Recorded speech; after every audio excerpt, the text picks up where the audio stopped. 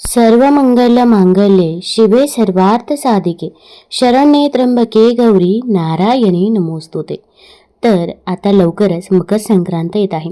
मकर संक्रांतीच्या दिवशी भगवान सूर्य मकर राशीत प्रवेश करतात आणि आपले पुत्र शनी महाराज यांना ते भेटायला जातात, अशी आख्यायिका आहे। मकर संक्रांतीपासून उत्तरायण सुरू होतं, म्हणजेच देवांचा दिवस सुरू होतो। या मकर संक्रांतीच्या दिवसापासूनच सूर्याचं उत्तरायण सुरू होतं आणि याच उत्तरायणाचा काळ अतिशय शुभ मानला जातो। आपल्या जीवनातील अंधकार नष्ट करणारा असा हा दिवस आहे। त्यामुळेच मकर संक्रांतीच्या पुण्य काळात जप तप दान अवश्य करावेत। यंदा 2026 मध्ये मकर संक्रांत कधी येणार आहे, मकर संक्रांतीचं वाहन काय आहे, तसेच मकर संक्रांती कशावर बसून येणार आहे, संक्रांती कोणत्या रंगावर आली आहे, कोणत्या दिशेने जात आहे, पुण्यकाळ कोणता आहे, तसेच संक्रांतीचे संपूर्ण फळ नक्षत्र, या दिवशी कोणते दान करावे आणि या वर्षी संक्रांतीने पिवळा रंग परिधान केला आहे, त्यामुळे पिवळ्या रंगाचे आपण काही वस्तू असतील, हळद असेल तर ती वापरावी का, किंवा पिवळे सोन्याचे दागिने वापरावे का, तसेच संक्रांतीच्या काळामध्ये आपण काय करावे काय करू नये याचबद्दलची माहिती मी आज तुम्हाला या व्हिडिओमधून देणार आहे। तत्पूर्वी तुम्ही चॅनलवरती नवीन असाल तर चॅनल लाईक करा आणि सबस्क्राईब देखील करा। तसेच कमेंटमध्ये ओम महालक्ष्मी नमः लिहायला विसरू नका, जेणेकरून आपल्याला देखील माता लक्ष्मीचा आशीर्वाद हा नक्कीच प्राप्त होईल। 14 जानेवारी 2026 रोजी मकर संक्रांत आली आहे। खूप दिवसानंतर असा योग आला आहे की याच दिवशी षष्ठीला एकादशी देखील आहे। अतिशय शुभ अशी ही तिथी आहे। एकादशी आणि मकर संक्रांत एकत्रित आपण साजरी करणार आहोत। शके 1947 पौष कृष्ण 11 बुधवारी 14 जानेवारी 2026 रोजी दुपारी ठीक 3:06 सूर्य मकर राशीत प्रवेश करतो। संक्रांतीचा पुण्यकाळ कधी आहे तर 14 जानेवारी रोजी दुपारी 3:06 सूर्यास्तापर्यंत, म्हणजे 6:20 या पुण्यकाळात आपण काय करायचं तर महिलांनी वाणवसा करून घ्यावा, वाण द्यावं, दान आपण करू शकता, जप तप करू शकता। आता यावर्षी मकर संक्रांत कशावर बसून आली आहे तर यावर्षी सूर्याचे मकर संक्रमण बालव कारणावर होत असल्याने वाहन वाघ असून उपवाहन घोडा आहे। तिने पिवळे वस्त्र परिधान केले असून हातामध्ये गदा घेतलेली आहे, केशराचा टिळा लावलेला आहे, वयाने कुमारी असून बसलेली आहे, वासा करता जायचे फूल घेतलेले आहे, पायस भक्षण करीत आहे। बघा, पायस म्हणजे खीर, म्हणजेच या दिवशी दूध किंवा दुधाचे पदार्थ जे आहेत तर ते शक्यतो खाणं टाळावं। सर्प जातीचे आहे, भूषणार्थ मोती धारण केले आहे, वार नाव व नक्षत्र अनुराधा आहे, वार नाव मंदाकिनी आहे, ती पूर्वेकडून पश्चिमेत जात आहे व वायव्य दिशेस पाहत आहे। संक्रांतीचे फळ, संक्रांतीने ज्या वस्तू परिधान केलेल्या आहेत त्या वस्तू महाग होतील। संक्रांती जेथून आली होती तेथील जनतेला सुख प्राप्त होईल। पर्व काळामध्ये द्यायचे दान, नवे भांडे, गायला घास, अन्न, तिळपात्र, गूळ, तीळ, सोने, भूमी, गाय, वस्त्र, घोडा इत्यादी यथाशक्ती दान द्यावीत। मकर संक्रांतीचा सण हा 3 दिवस चालत असतो। संक्रांतीच्या आदल्या दिवशी भोगी हा सण साजरा केला जातो। यंदा भोगी हा सण मंगळवार 13 जानेवारीला असणार आहे, तर 14 जानेवारीला मकर संक्रांत आहे आणि 15 जानेवारीला किंक्रांत असणार आहे। त्याचबरोबर तिन्ही दिवसांचं वेगळं असं महत्त्व आहे। आपल्याकडे 3 दिवस अगदी छान आणि उत्साहामध्ये मकर संक्रांतीचा सण साजरा केला जातो। त्याचबरोबर महिलांचा हळदी कुंकवाचा कार्यक्रम आणि तिळगुळ वाटपाचा कार्यक्रम रथसप्तमीपर्यंत चालतो। तर अशा प्रकारे तिळगुळ घ्या गोडगोड बोला असं म्हणून तिळगुळ देऊन हा सण साजरा केला जातो। बघा, बाजारभावावर ज्योतिषशास्त्रानुसार सोने, चांदी, डाळी, तांदूळ यांच्या दरामध्ये वाढ होण्याची शक्यता आहे, अशी चिन्ह ज्योतिषशास्त्र सांगते। संक्रांतीच्या काळामध्ये दानधर्माला फार महत्त्व आहे, तर या पर्व काळामध्ये वस्त्रदान करावं, भांड्यांचं दान करावं, अन्नदान करावं, फळे दान करावी आणि गाय सुद्धा दान करावी। नवीन भांडे आपण देऊ शकता, तीळ पात्र देऊ शकता, ब्राह्मणाला किंवा याचकांना दान करत असताना आपण अन्न देऊ शकता, गूळ, तीळ, वस्त्र, गोगराज द्यावा। या दिवशी आपण सत्यनारायणाची पूजा करू शकता, तसेच तीळ हवन देखील आपण या दिवशी नक्की करू शकता। आता आपल्या ऐपतीप्रमाणे आपल्याला जे शक्य होईल तर ते आपण दान करायचं आहे। आता या मकर संक्रांतीच्या दिवशी काही गोष्टी या टाळल्या जातात, तर संक्रांतीच्या काळामध्ये दात घासणे, वृक्ष गवत तोडणे, गाई म्हशीची धार काढणे, तसेच बोलताना कठोर शब्द वापर करू नका, तामसिक पदार्थ खाऊ नका, ब्रह्मचर्य पाळा, या सगळ्या गोष्टी वर्ज्य करायच्या आहे। आता मकर संक्रांतीच्या काळामध्ये पवित्र नद्यामध्ये स्नान करण्याला फार महत्त्व आहे आणि सगळ्यात महत्त्वाचं म्हणजे मकर संक्रांतीच्या काळामध्ये सूर्य सूर्य हा धनु राशीतून मकर राशीत प्रवेश करतो, ज्याला सूर्याचं उत्तरायण सुरू झालं असं म्हणतात. आणि या काळामध्ये दिवस मोठा आणि रात्र लहान असते. दान धर्मासाठी हा काळ अतिशय शुभ मानला जातो. बघा, मकर संक्रांत ही संक्रांतीच्या दिवसापासून ते रथसप्तमीपर्यंत साजरी केली जाते. संक्रांतीने ज्या ज्या वस्तू परिधान केलेल्या आहे त्या वस्तू आपण वर्ज्य करायच्या आहेत. आणि या वर्षी संक्रांतीने पिवळे वस्त्र परिधान केलेले आहे, तर त्यामुळे आपण पिवळ्या रंगाची साडी असेल किंवा अगदी पिवळ्या रंगाचा कुर्ता असेल तर तो देखील परिधान करायचा नाही. आता अगदी एखादा पर्पल कलरचा किंवा रेड कलरचा ब्लाऊज असेल, त्यावरती पिवळ्या रंगाची साडी ही मॅच होत असेल तर ती देखील आपण परिधान करायची नाही. किंवा अगदी एखाद्या रेड साडीवरती पिवळ्या रंगाचा ब्लाऊज मॅच होत असेल तर ती साडी देखील आपण परिधान करू नये.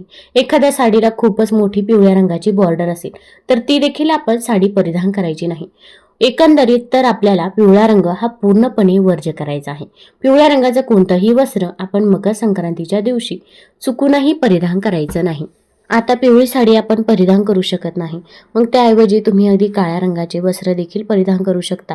तसेच लाल, हिरवा, निळ्या रंगाचे किंवा आकाशी रंगाचे वस्त्र देखील परिधान करू शकता. फक्त आपल्याला पिवळा रंग यावर्षी तरी वर्ज्य करायचा आहे. तसेच काळ्या रंगाचे वस्त्र परिधान करणे मकर संक्रांतीला खूपच शुभ समजले जाते, कारण की या काळामध्ये थंडी देखील असते.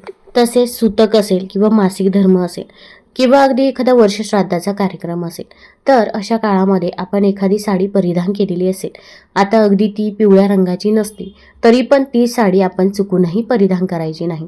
भलेही ती साडी तुम्ही स्वच्छ धुतलेली असेल पण ती साडी आपण मकर संक्रांतीच्या दिवशी चुकूनही परिधान करायची नाही, याची आपल्याला काळजी घ्यायची आहे. तुम्ही इतर कोणतीही साडी परिधान करू शकता पण ती साडी आपल्याला चुकूनही परिधान करायची नाही. संक्रांतीने पिवळ्या रंगाचे वस्त्र परिधान केलेले आहे, मग हळद देखील पिवळ्या रंगाची असते, मग ती देखील वापरायची नाही का? तर सौभाग्यवतीच्या दृष्टिकोनातून कुंकवानंतर हळद ही महत्वाची गोष्ट असते. हळदीला जेवढे महत्व हिंदू धर्मात आहे तेवढेच महत्व पिवळ्या रंगाला देखील आहे. परंतु यावर्षी मकर संक्रांत याच रंगावर आल्यामुळे बराच गोंधळ निर्माण झाला आहे. पण संक्रांतीचा सण हा मुळात सौभाग्याचा असल्या कारणामुळे या दिवशी हळदी कुंकवाला हळद नाही लावली तर कसे चालेल, यामुळे संक्रांतीला तुम्ही हळद नक्कीच लावू शकता. हळद लावायला काही एक हरकत नाही, कारण की संक्रांतीने वस्त्र पिवळ्या रंगाचे परिधान केलेले आहे. आता सोन्याच्या वस्तू आपण परिधान करू शकतो का? तर आता संक्रांतीने यावर्षी पिवळ्या रंगाच्या वस्तू निषिद्ध जरी असल्या तरी पण आपण दागिने घालू शकतो. सोन्याचे दागिने हे काही वस्त्र नाही.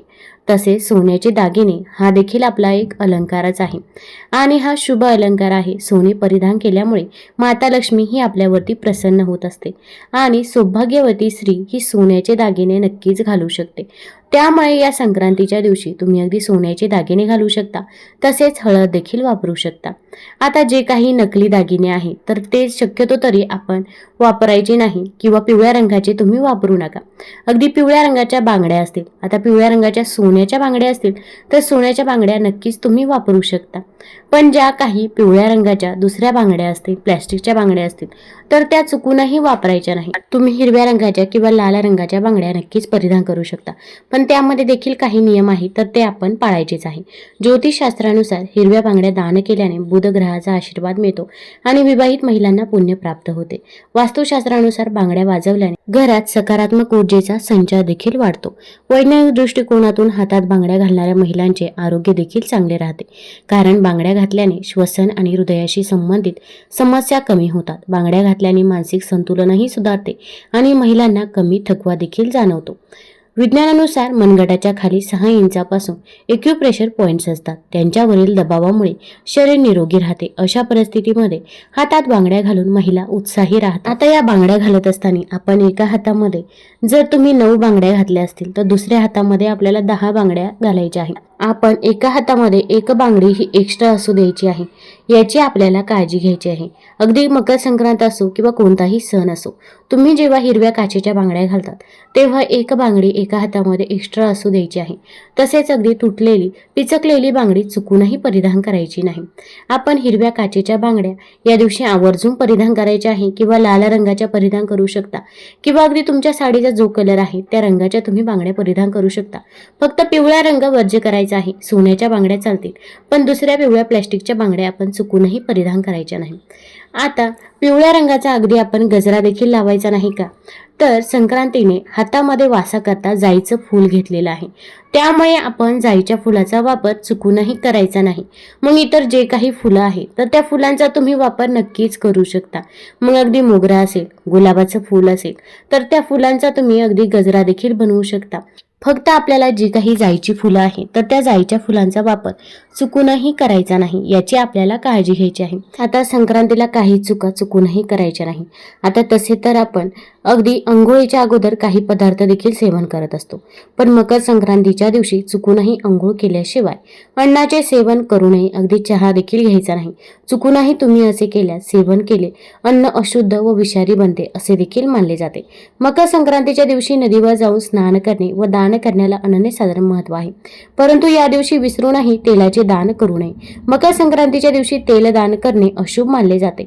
असे केल्याने घरात आजार, नकारात्मकता येते. तसेच मकर संक्रांतीला पांढरा तांदूळ आणि चाकू, कात्री इत्यादी धारदार वस्तूंचे दान करणे हे टाळावे. ज्योतिषशास्त्रानुसार मकर संक्रांतीला एक पर्व म्हटले आहे, त्यामुळे धार्मिकदृष्ट्या मकर संक्रांतीचे विशेष असे महत्त्व आहे. त्यामुळे या दिवशी मांसाहार करू नये, तसेच मद्यपान करणे टाळावे. जर या दिवशी या गोष्टींचे पालन केले नाही तर तुमच्या आयुष्यात नकारात्मकता येते आणि आरोग्यावरही वाईट परिणाम होते. मकर संक्रांतीच्या दिवशी दारात येणाऱ्या कोणत्याही ब्राह्मण आणि गरजू व्यक्तीला रिकाम्या हाती पाठवू नका. काही ना काही दान करावे. याशिवाय कोणत्याही व्यक्तीचा अपमान करू नका. तुम्ही जर या दिवशी या गोष्टी केल्यास व्यक्ती पापाचा भागीदार बनू शकते असे मानले जाते. तसेच मकर संक्रांतीच्या दिवशी शक्यतो तरी आपण कुणाच्याही इथे जेवण करू नये. आपल्या आसपास असे काही व्यक्ती असतात की ते दुष्कृत्य करत असतात किंवा इतरांबद्दल नेहमी वाईट बोलत असतात, पण ते व्यक्ती आपल्यासोबत चांगले राहतात, चांगले बोलतात, म्हणून आपण त्या व्यक्तींसोबत राहत असतो. पण अशा व्यक्तींच्या सानिध्यात तसेच अशा व्यक्तींच्या इथे जेवण या दिवशी चुकूनही करायचं नाही. आपण जर असे केले तर आपण देखील पापाचे भागीदार होत असतो. आता संक्रांतीच्या दिवशी आपल्या ज्या काही सौभाग्याच्या वस्तू आहेत तर त्या इतर कोणत्याही महिलेला द्यायच्या नाही. आता तुम्हाला जर द्यायच्याच असतील तर तुम्ही अगदी नवीन वस्तू घेऊन त्या दान करू शकता, पण तुम्ही ज्या काही वस्तू वापरलेल्या असतील, तुमची साडी असेल किंवा अगदी तुमची कोणतीही ज्वेलरी असेल तर ती देखील चुकूनही परिधान करायला द्यायची नाही. आता एकमेकींची ज्वेलरी मॅचिंग होत असेल त्यामुळे आपण अगदी चेंज देखील करत असतो, पण असं संक्रांतीच्या दिवशी चुकूनही करायचं नाही, कारण की हा सौभाग्याचा सण आहे. त्यामुळे इतर कोणाचीही वस्तू आपण परिधान करायची नाही. तुम्ही दान केली तरी पण चालेल, पण कोणाचीही वस्तू परिधान करू नये याची आपल्याला काळजी घ्यायची आहे. तुम्हाला जर हा व्हिडिओ आवडला असेल तर चॅनल लाईक करा, सबस्क्राईब करा आणि मित्रपरिवारासोबत जरूर शेअर